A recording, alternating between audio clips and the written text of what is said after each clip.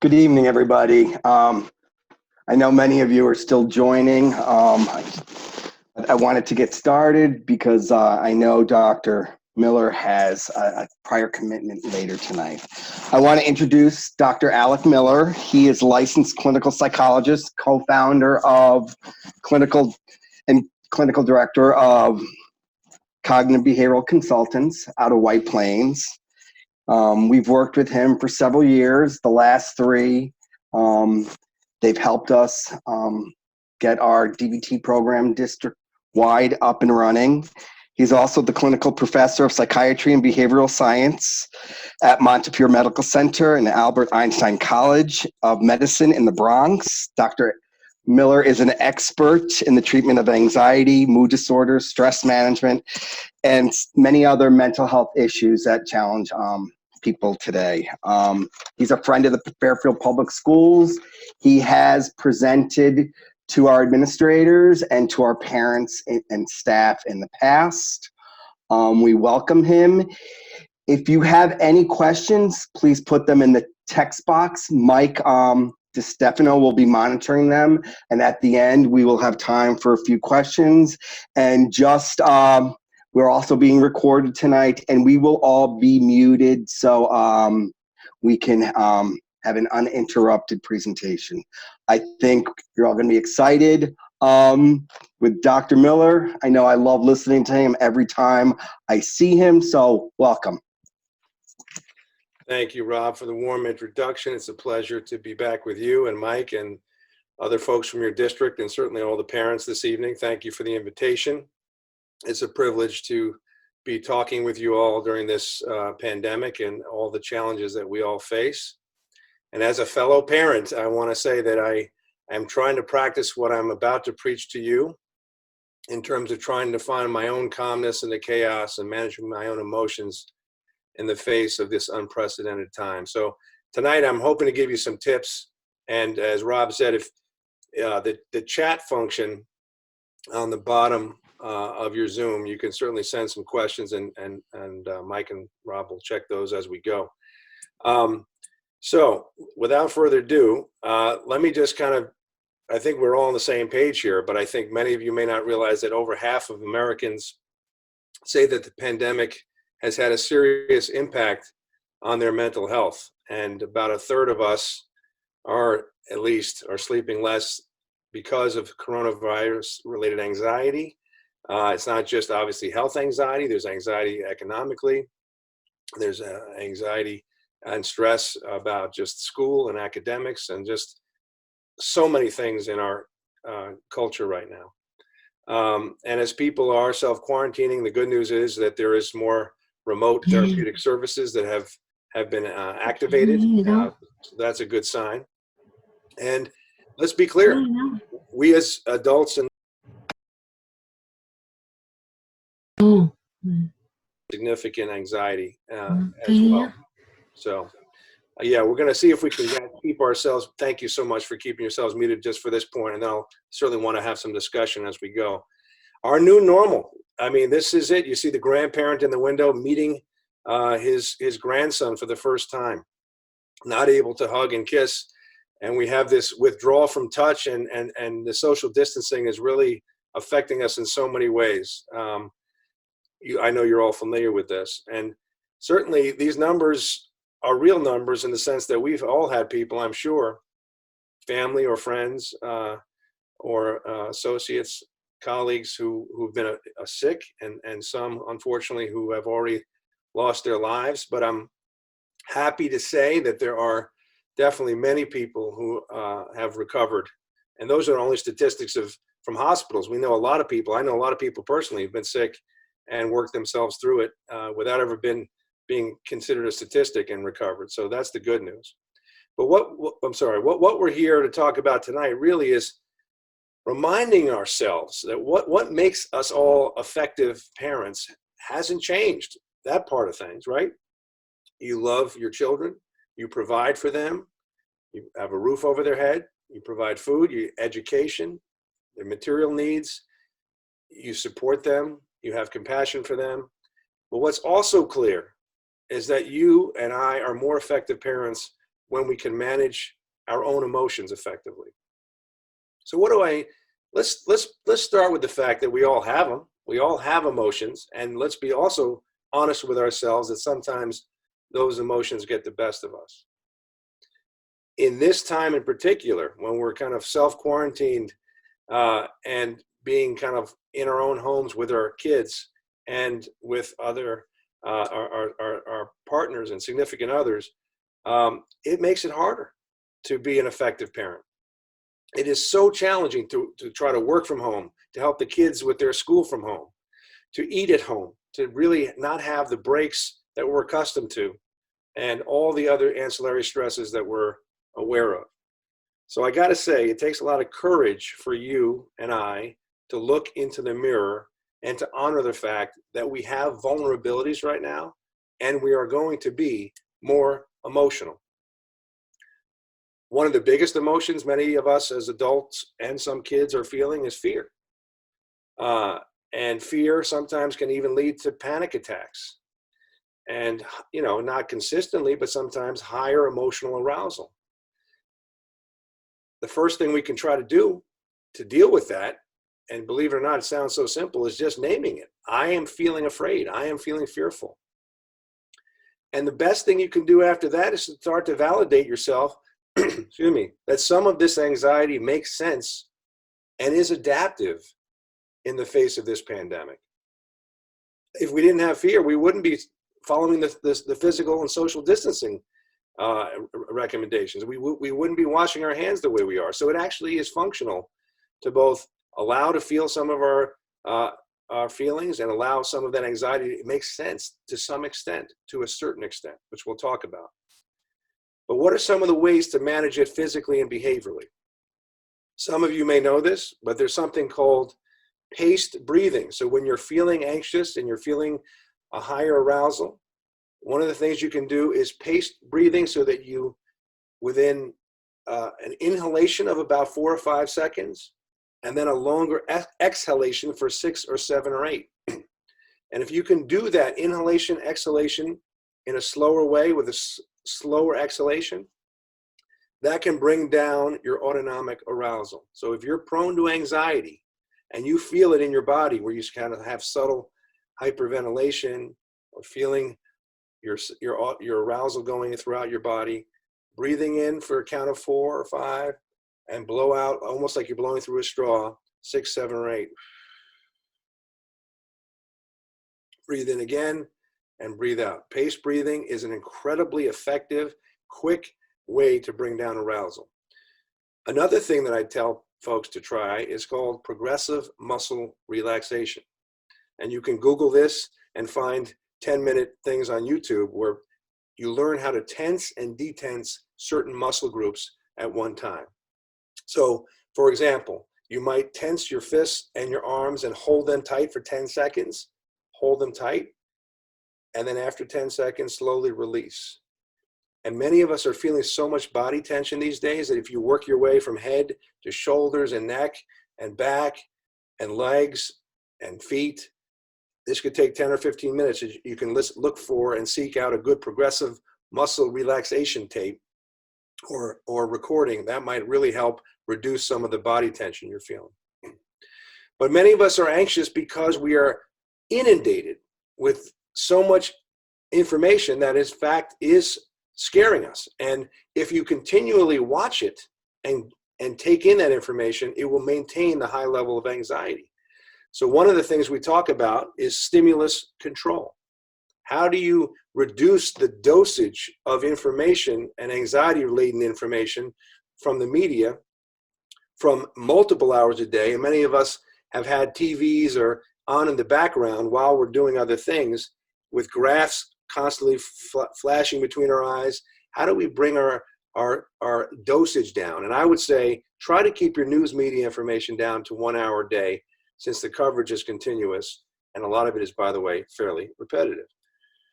Some other ways to manage fear and anxiety and panic is to do it with your thoughts. And many of us have what we call automatic thoughts that pop into our head like popcorn popper, right?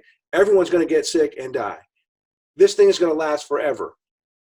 And many of us have what we call thinking mistakes, our cognitive distortions, where we get into very extreme catastrophic thinking, black and white thinking, and we selectively attend to negative, worrisome things, and we are not necessarily taking in all information, including there are some medication trials happening.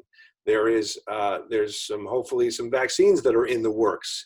There is going to be, hopefully over time, allowing us to get out when it feels safer as they do more testing and tracking. So there's things that are happening, and the world is responding to this. One of the things I told many of my patients is to try to have a mantra that could be useful when your anxiety peaks, and to remind yourself, COVID will pass, humankind will survive, and almost all of us will still be alive in its aftermath, and that society will gradually resume back to school, back to work, back to seeing our family and friends again, back to going to sporting events, back to going to graduations, back to having birthday parties. My son just had his 15th birthday last weekend, and it was a big celebration with himself, his sister, and his parents in this house. There were no friends involved. Again, these moments of kind of these, these customs and things that we're used to are not happening, but we will resume. Some of us are feeling sad, and some of that sadness can lead to depression. So again, start with naming it. Are you feeling sad? Do you notice waves of sadness? I certainly have noticed in the last 5 or 6 weeks moments where I felt more sad and less sad, like waves in the ocean. And let's validate the fact that it makes sense to grieve. We are dealing with losses here. I've lost people in my life. I know people who have lost jobs. There's definitely people who are being impacted by income. And I heard, people being furloughed, as I mentioned a moment ago, grieving the loss of life events like weddings, sadly funerals, graduations, missing out on all kinds of activities with families and friends that we were just experiencing 6 weeks ago. That's hard. And part of grief, by the way, has multiple layers of it and levels of it, but part of it is including acceptance. And once you can move yourself past the anger and disbelief and shock of it, is working toward acceptance, allowing us all to begin to adapt and radically accept reality as it is, then lets us do things that we wouldn't otherwise do. I'm now doing yoga with my wife in the basement, which I wouldn't have done a while ago. Having Zoom dinners with my mother who lives alone in the city, or happy hours on a computer, trying to adapt to our current reality. When you're sad, do you notice you have the urge also to withdraw and shut down and pull away from your kids, from your significant others, from your work, even from school? So there's definitely an urge to withdraw and shut down when you're sad.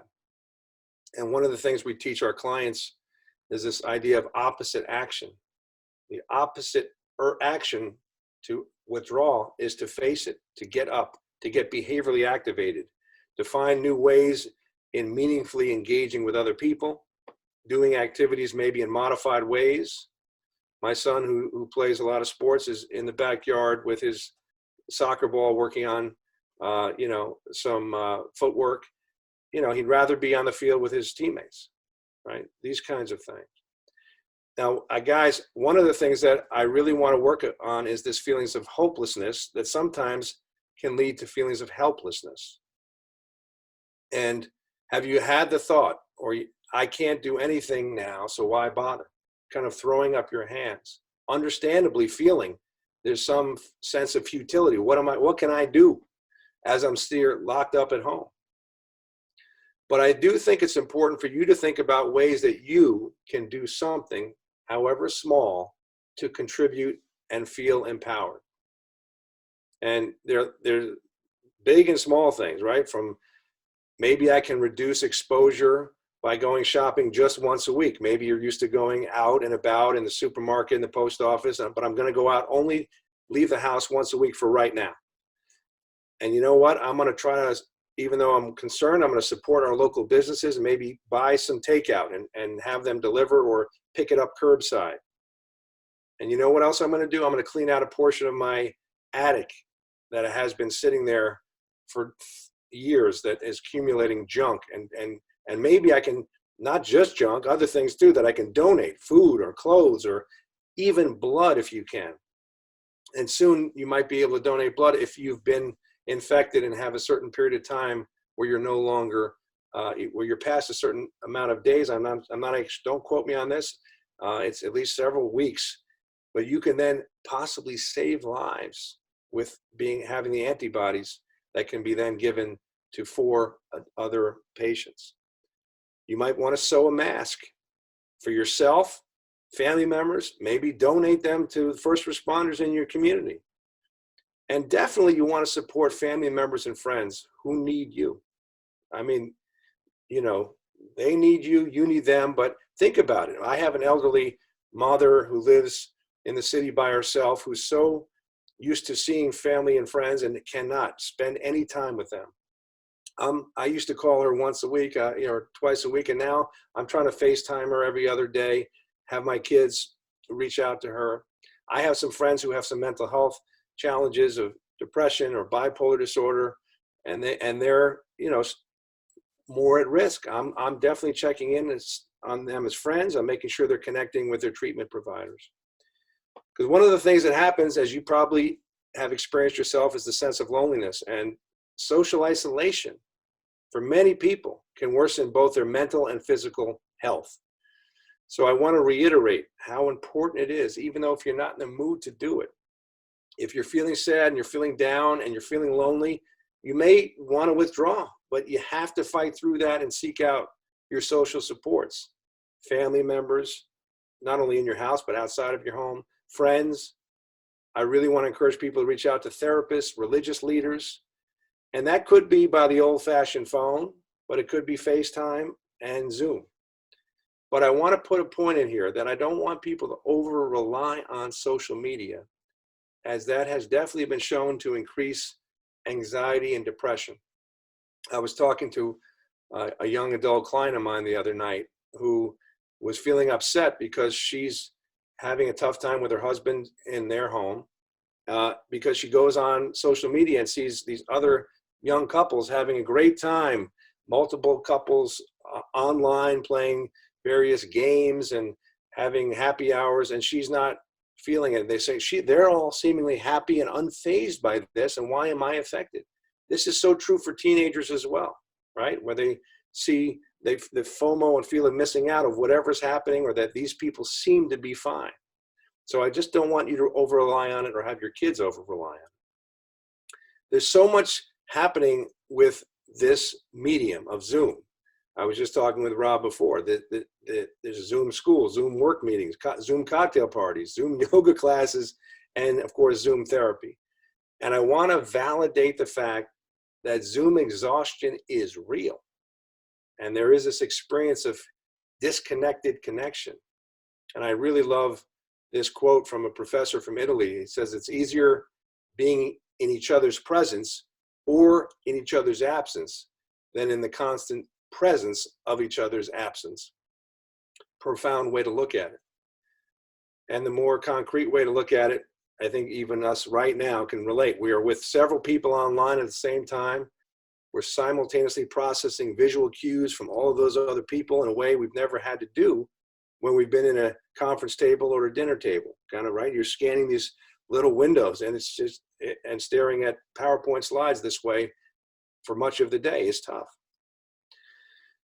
And many of us are working from home and doing school from home, and it's very frustrating with these blurred boundaries.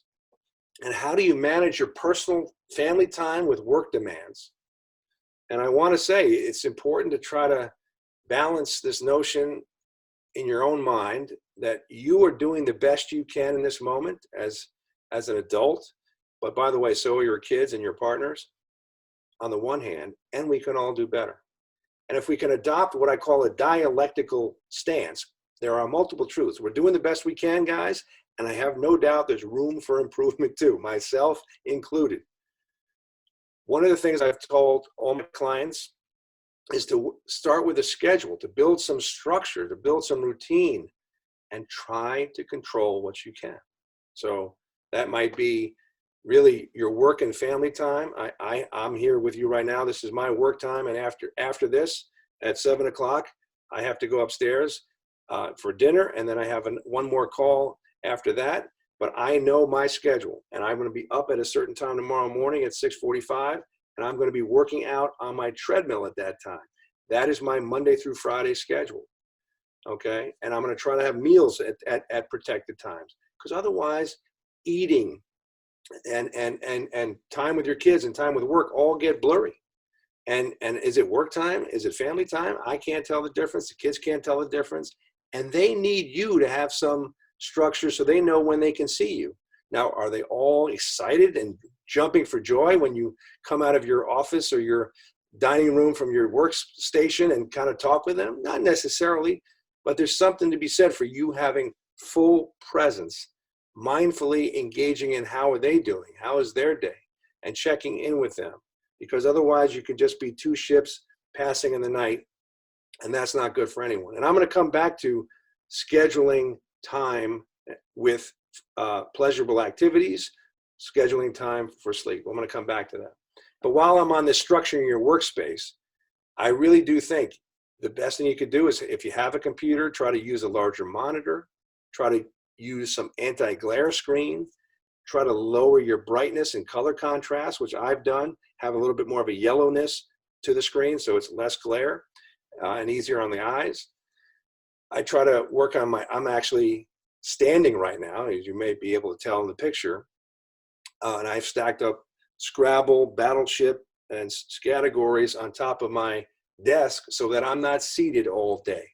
And I've worked on changing my workspace that way, but also notice your seating and make sure you use a comfortable chair. Add a pillow if you need to. I've also chose to work near windows if you have the opportunity to choose where you're going to sit, so you can kind of look out the windows and soothe yourself. I've seen some bluebirds and some red robins, and when I have some moments, it's very soothing.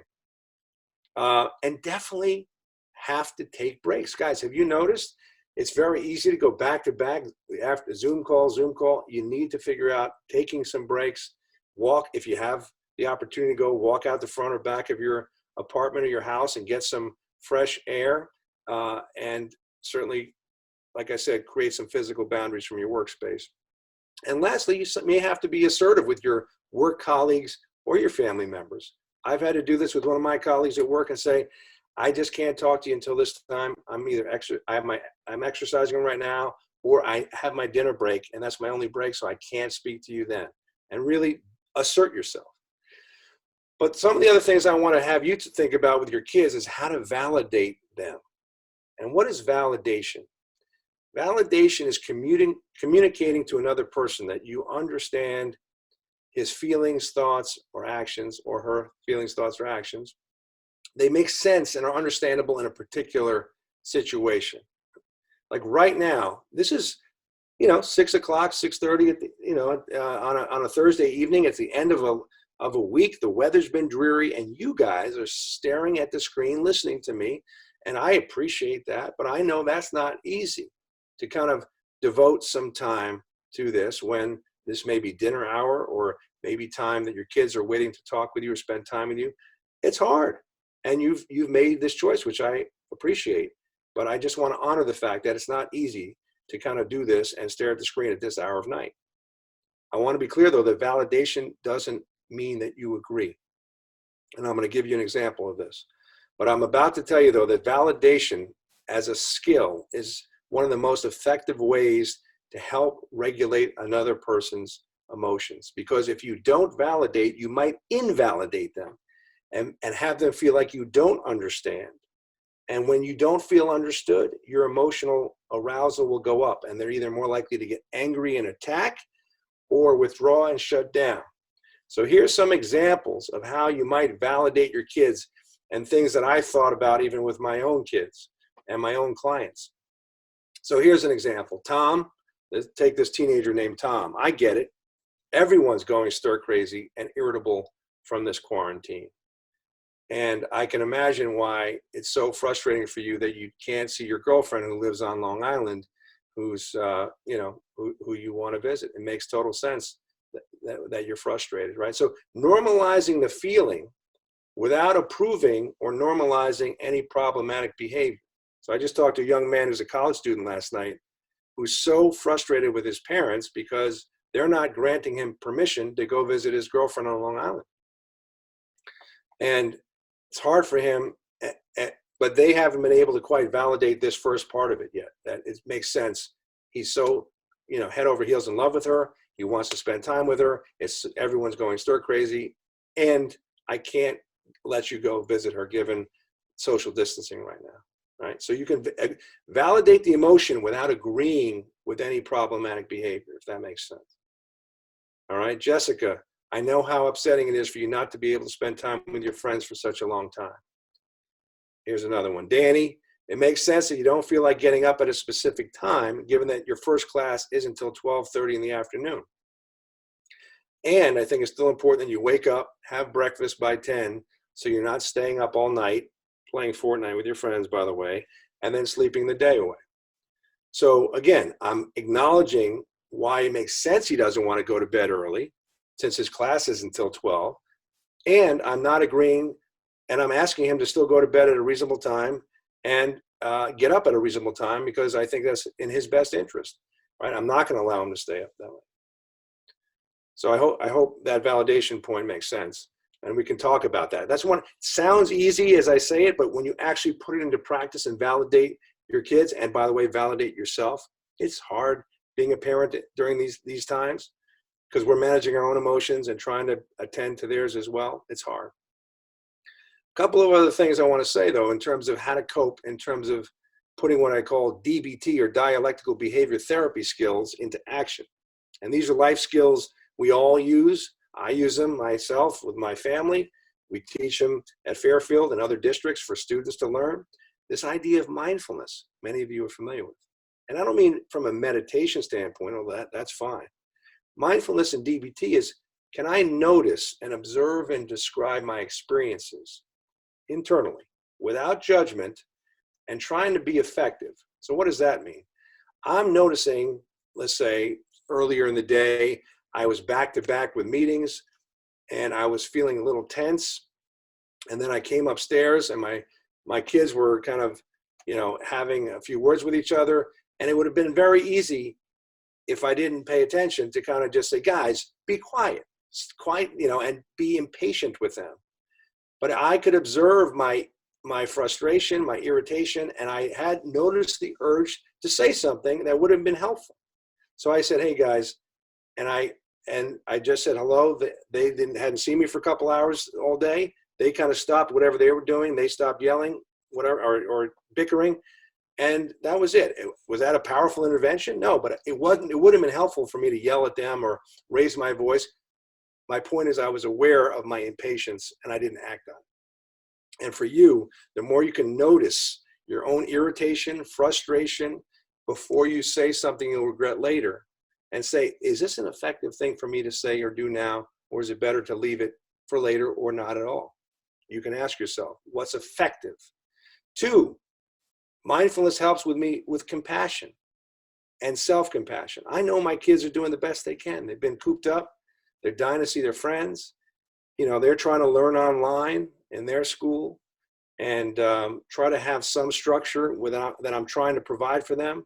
And when I say structure, I don't mean absolute army regimentation. There is going to be some flexibility. I don't want to be too loose, nor do I want to be too strict. And I'm trying to find that balance as a parent. But I want to try to be clear and fairly consistent. I think that'll be important. Have some structure and still, at times, be flexible. And the third point about mindfulness is trying to get into the zone. And what do I mean by that? Getting into the zone and participating fully. So much of our suffering, guys, is when we are looking. You might be listening to me right now and kind of looking at the screen right now.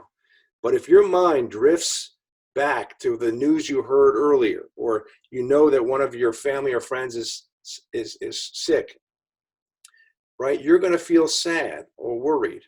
Or if you're also worried about jobs and worried about other things in the future, your mind gets mentally hijacked. That's going to happen. Our minds are like puppy dogs. The question is, when they drift, can they bring our mind back and try to be in this moment? This moment might be me playing Scrabble with my kids. You might be doing some music, listening to music with your kids, or going out for a walk with yourself or your kids, right? The idea is to try to bring yourself into the moment so there's more potential for pleasure and even happiness or contentment for a period of time, right? So much of our suffering is not necessarily from this moment, but from our minds drifting back to lamenting past things or worried about the future. So training your mind to be in this moment and participating fully is getting into the zone, as I call it. I'm someone who also plays some music. So tomorrow I'm planning on having an hour of just piano time for myself and getting into my own music zone and not thinking about COVID-19. So how do we cope in other ways emotionally? And so there's other skills that we talk about called the please skills and accumulating positives and how to regulate emotions. So let me break these down for you guys. The please skills, and this is a worksheet that my colleague Jill Rathis and I developed from our DBT skills manual, and we give this to teenagers and we teach this in schools, but we also have an adult version of this too. But the acronym is the same, and the acronym is please skills. The first one is be aware of treating your physical illness. If you're feeling sick, and I know it seems weird now, but doctors can still do telehealth if you're concerned, and don't just avoid it because everyone's thinking COVID-19. They can still speak with you and evaluate you. Even dermatologists can call and see you and maybe prescribe medication if necessary. If you're someone who has chronic medical conditions, you need to be taking those medications. If you have psychiatric conditions, they need to be taken too. Because when you don't, you will feel more emotionally vulnerable, for sure. Eating. Let's be clear. I have definitely had a few extra Triscuits and cookies and a few muffins more than I would on an average day or week. I'm down here in my basement. I will sometimes at a break stop through the kitchen, which doesn't happen at my office, but here we have extra goodies, and I'm more prone to eat if I'm not mindful. So I've been trying to reduce my extra snacking and try to eat as healthy as I can. When we're vulnerable, we are more prone to eat more junk food, more carbs, and then we feel more emotional after doing all those things. So try to balance some eating. Try not to eat too late at night, which also affects your gastrointestinal tract and affects your sleep too. Balancing eating.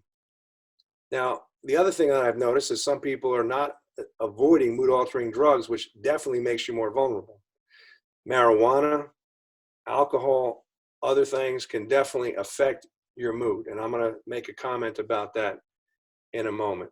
And people are prone to be drinking more or smoking more. Even if they're not having true addiction issues, they're more likely to do it more frequently. So see how that may affect your mood and your sleep if you're not being careful. Sleep is undoubtedly a critical variable to our emotional well-being. And I really want to have you try to have yourself get a solid 7 or 8 hours as adults, and try to help your kids get 8 or 9 hours, ideally at minimum, if possible. I have 2 teenagers upstairs, and I know my son has his friends who are sending him messages at night. His phone, by the way, is kept in the kitchen, but I know he has some friends who are playing games all night long and social media and texting him. He's not getting them because he's asleep, but his friends are up at very unfortunate hours, I would say, and the parents aren't supervising that. And I am worried those kids are going to be more emotionally vulnerable, less able to focus on school. So let's get the kids sleeping as best as we can, even in the face of this pandemic. And lastly, exercise, as you probably all know, is the best antidepressant and anti-anxiety treatment on the market, in my humble opinion. If you can get yourself going, it is working for me. 5 or 6 out of 7 days a week, I'm trying, and this is not true of me normally. I'm doing more exercise now as a way to manage my emotions and have a structure to my day.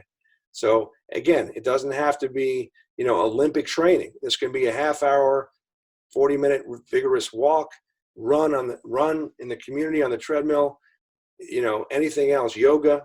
I want to encourage you to build up on that as best you can. Now, there's been a lot of research on 8th, 10th, and 12th graders who are increasing their juuling and vaping.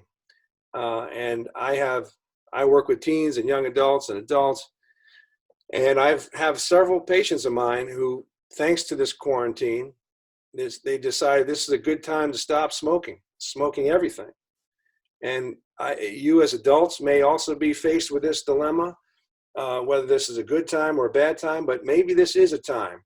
And certainly as a respiratory virus that we're faced with in this country, this is the worst thing you can be doing to make yourself more vulnerable. So if you can stop smoking and juuling cigarettes, marijuana, whatever else, set a date, tell your family members, hey, I'm gonna work on stopping this. Maybe my young adult patients are telling me they're gonna tell their parents they're gonna work on this and come up with some other replacement strategies. So this may be some silver lining for some people. But you've seen this picture before, and I just alluded to the sleep problems. And one of the few things I did effectively as a parent is try to get our kids when they were younger to ensure that their phones were kept out of their bedrooms at night, to charge them downstairs. And what the research shows is that kids who have sleep problems, and again, it's not just from phones. Obviously, they can have sleep problems for a lot of reasons. They could have their own anxiety and their own depression and other distractions, TVs and so on. But sleep problems affect a lot in kids and adults. It affects one's attention. It can create more anxiety. It definitely, if you're having sleep difficulties, can affect depression or bipolar episodes. So if somebody is prone to mental health problems, they're more likely to have an episode when they have sleep impairment.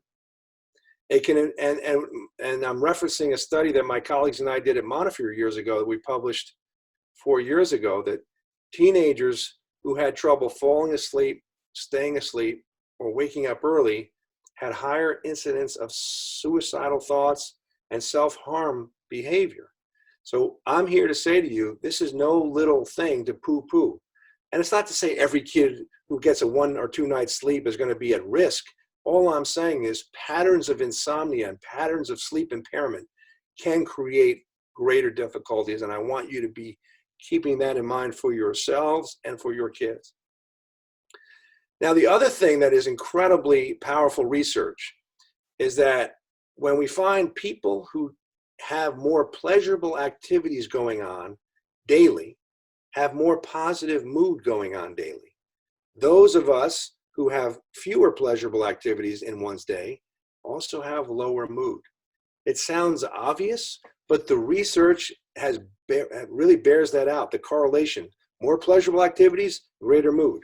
Now, you might say, well, I can't do a lot of these things. I can't go dancing out in some dance place or travel or, going to hear live music on this list or pedicure or whatever, mani-pedi. I know you can't do those things, but there are other things you can do on here within your home, around your home.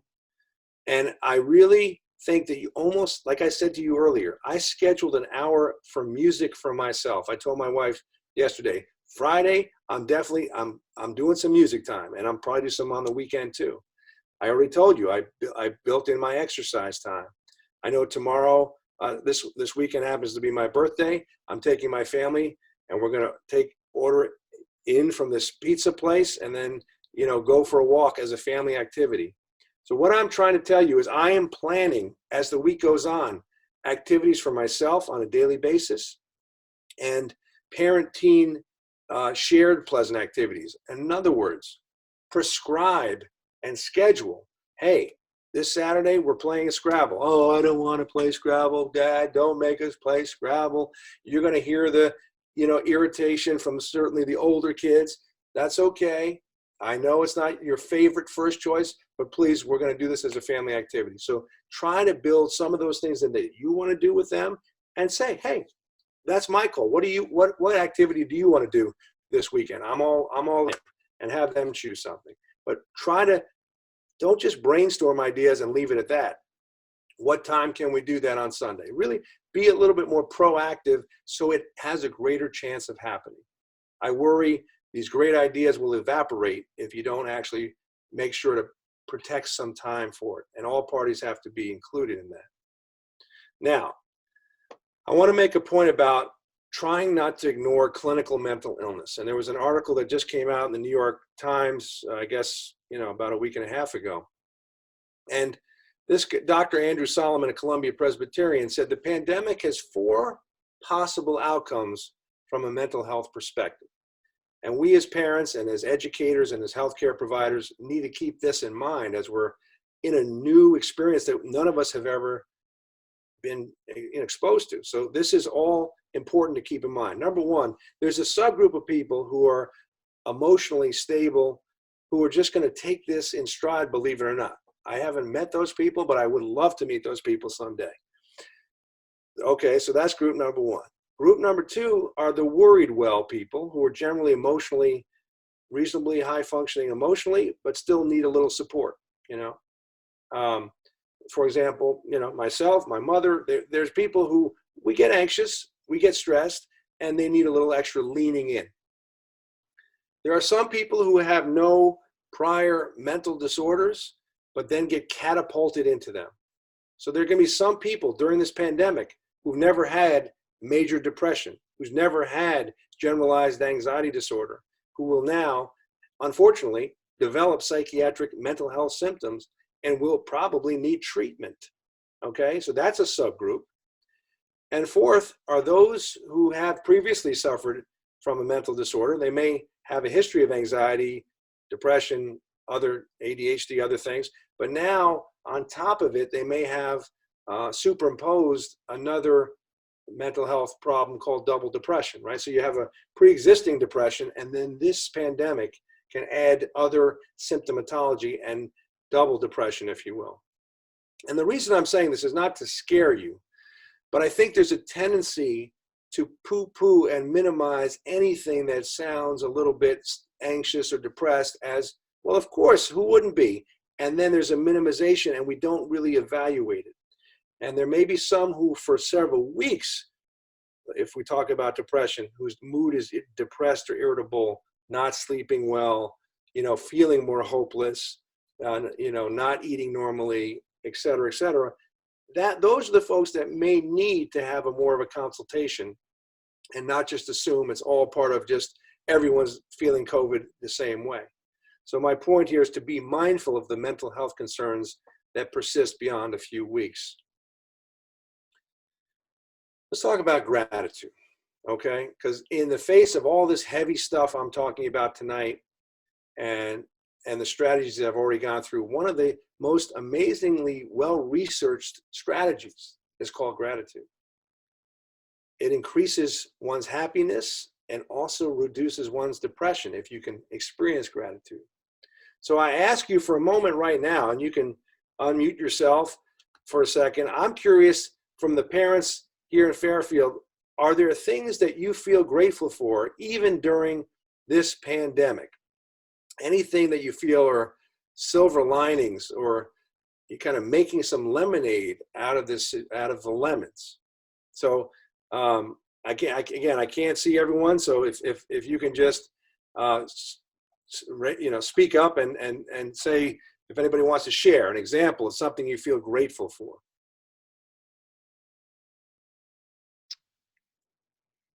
Hi there. I feel grateful for all the family time. I think that's actually been really amazing. And I think having, mom and dad both home all day and the kids, I have 2 teenage boys also. I think I'm trying to sort of relish in this. Nice. Love it. So just, right, more family time than you've ever had before or could have imagined having with 2 teenage boys at this stage of their lives, in your lives, right? Yeah, that's a good example.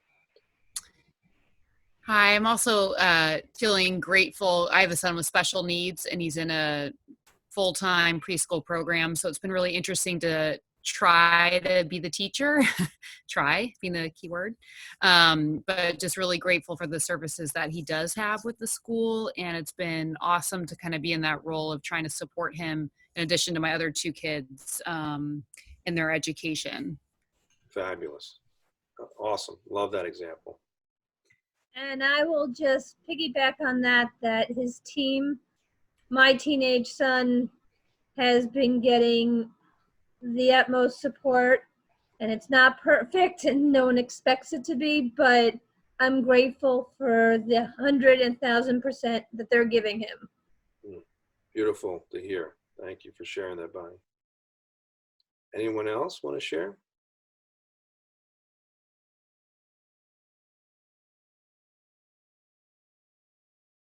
Hi, I have two kids. They're elementary school, 4th and 1st grade, and my 1st grader is does have special needs. And I think for me, I'm super grateful for the family time, but I'm also realizing how much more grateful I am for the teachers that my children have in their schools.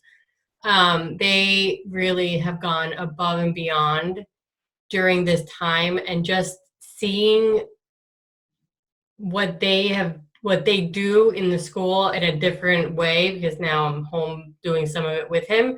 Yeah. But I realize how much they really do with these children, and what an amazing special ed department Fairfield has. It's really humbling to see how much goes into each child and how much effort and time and planning that they do with each child. Beautiful. So nice to hear that. That's so nice to hear that. So gratitude for the teachers, the special ed teachers, the district, and their resources. Amazing. Anybody notice that they feel grateful that they have a lighter commute, and that also allows for some greater time and other opportunities to do other self-care activities even? Or that your cooking skills have dramatically improved since you've had some time to work on them? My kid has started making pizzas on Friday night. Instead of ordering out, she does the dough on Thursday and then lets it sit, and then on Friday she makes us dinner with pizzas. Of course, my husband helps with the oven, but it's kind of nice not having to do the cooking for a night. Wonderful. Beautiful. So I'm actually one of those that are very grateful for the commute or the lack thereof. Yes. Because I have to go to Westchester every day and it's like hours in traffic. Yeah. I'm loving the fact that I can sleep in a little bit in the morning before I start working from home, and the family time, of course. So I appreciate you sharing that as well. And I guess, again, does this mean to say that we're invalidating all of our challenges of life and minimizing that? No. I'm trying to, again, if you see the theme of the night is trying to be balanced and dialectical and honoring multiple truths. And there is real strife and pain and emotional suffering. And there are some things that we can feel grateful for. And there was a couple of weeks ago, I was in a particularly kind of rough spot on a Friday morning, and my wife prompted me to say, let's do a little gratitude check with each other. And for 5 minutes, we just shared with each other some of the things we are feeling grateful for. And it was amazing. Within 5 minutes, my mood was buoyed a little bit by the gratitude, even though I felt some of the heaviness at that moment. And I do think, though, that there's something to be said. I love the mentioning of the teachers, and obviously we all feel grateful for the frontline folks in the hospitals and the supermarkets and the pharmacies, and this notion that we're all in this together and we're going to get through it together. I truly believe it, and it does. And what I wanted to share with you was this 1.5-minute little video that was done by some Brits that I thought was just a poignant moment of this gratitude and some hopefulness. So I'm going to play it for you real quick. Changing life as we know it dramatically tonight. I can't wait for a year's time when all of this is a distant memory. And there is a corona baby boom because all the lovers were loving. And there is a rise in small businesses because all the entrepreneurs had a moment of stillness and creativity. And all the children remember nothing but a time when all the mums and dads were at home drawing and playing ball games, and we remember it as the time we all got to stop and be present. We will remember the time our health was our first priority, and people learned new ways to use fresh produce to feed their families. We remember the laughter and fun on TikTok, FaceTiming with our friends and family each day, date nights in the house, and home PE workouts with Joe Wicks. Time our real heroes in the NHS urged us to stay home for the greater good, and our country showing their support by turning Wembley and the Angel of the North blue. And we were all forced to think outside the box and dream up new things and reinvent old ways, and for once, even amongst the chaos, there was community. There was a global rise in togetherness, and as the streets were quiet, our homes were bustling with love and laughter. That time is coming soon, just like any other crisis before it. This will all be a distant memory, a thing we soon listen to our children discuss in classrooms, a once was that we share with our grandchildren. So to you, I know it's unsettling, but focus on the silver lining. We're all in this together, and there is so much beauty to see.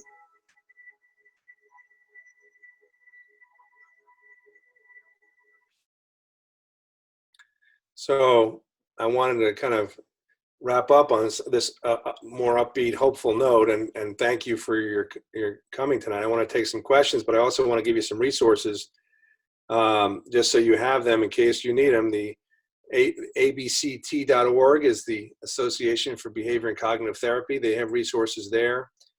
The ADAA, or Anxiety Disorder Association of America.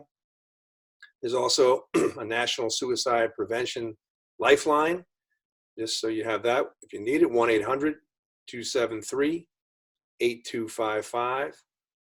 And my group called cbc-psychology.com.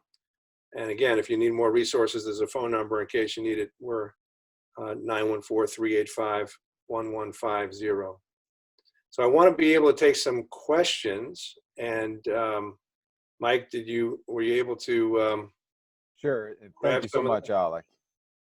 Much My appreciated. pleasure. Let me just grab my a couple of these questions. Okay. By the way, happy birthday. Oh, thank you. Thank you.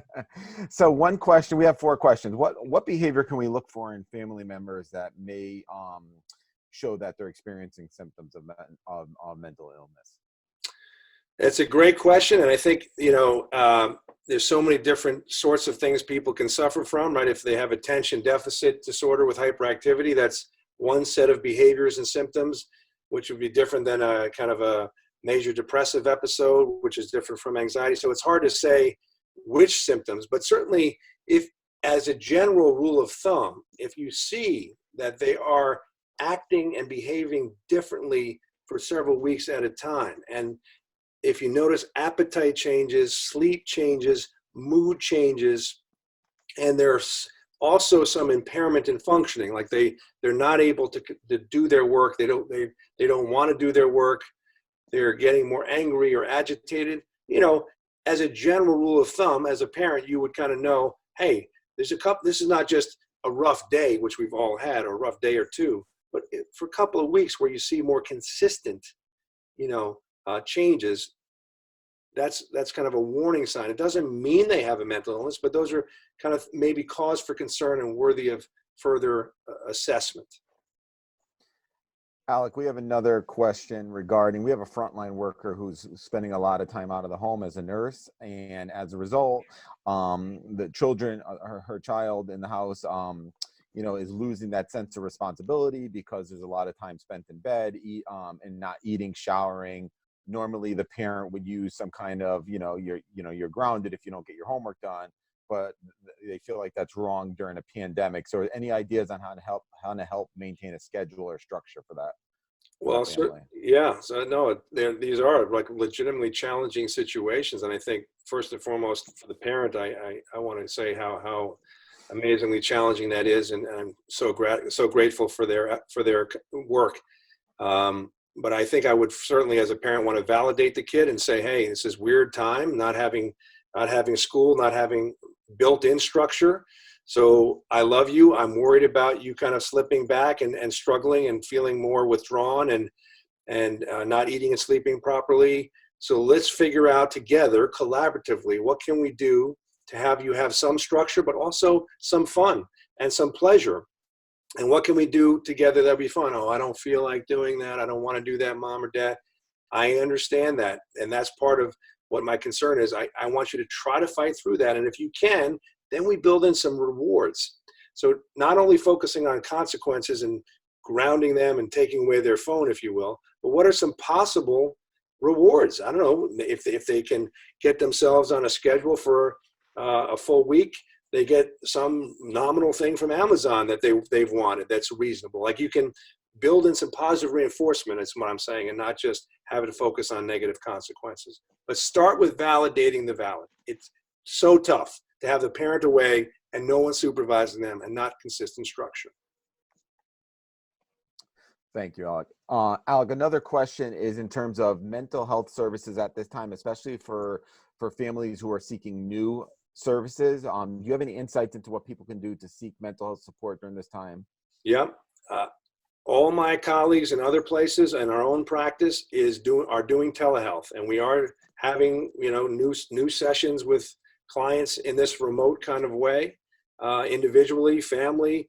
We have kids who need help with executive functioning, organization, planning, we do that, so there's definitely services out there. And certainly you can, reach out to Mike or to me, and I'm happy to see if I can find some place near you if you need some support on that front. Yeah. If I can just jump in on that, we in Fairfield are very fortunate to have a wonderful group of school psychologists and social workers and school counselors who are very invested in the mental health of their students. So if there are some concerns or a need for additional support in that area, please do not hesitate to reach out to the mental health staff in each of your schools. We're here to help. Thank you, Rob. Great. Absolutely right. That's your first line for sure. Alec, one last question. How do you help a child that is maybe too emotional to attend a Zoom or a Google Meet class when it reminds them of the constant presence of each other's absence? Again, I would start with validating how hard it is and saying we naturally it doesn't feel the same as going to regular school and class, and that it frankly isn't the same. You're not in this. You don't have the same touch, literally and figuratively, with your parents, with your teachers and your friends. So the question is, how can we get you to even start with maybe 10 or 15 minutes? Then we build up to 20 minutes, and or 5 minutes if that's what we're starting with. And again, reward them, give them a lot of label praise. We appreciate it. This is important. And so validate them and also kind of set up some rewards for them if they can do even little steps and go further. But I want to reiterate Rob's point, and I'm so in my kind of outpatient clinical mind, but your school district has tremendous resources as absolutely your first line to kind of have them provide some assessment and evaluation as well. So make sure you use your Fairfield resources for starters. I think that would be great. But I want to thank you, Mike and Rob, for the invitation. And I hope I can see some of you again at a future date. And I want to wish you all well and stay healthy, physically healthy, of course, and definitely, as I'm saying tonight, mentally healthy too. So take care. And Dr. Miller, on that note, it is 7 o'clock on the dot. We planned very efficiently.